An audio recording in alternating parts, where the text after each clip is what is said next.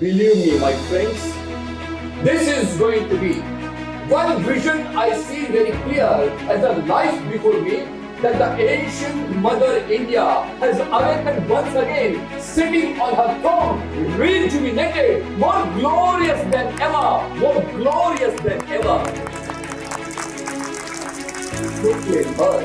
Proclaim her to the whole world, the voice of peace and benediction.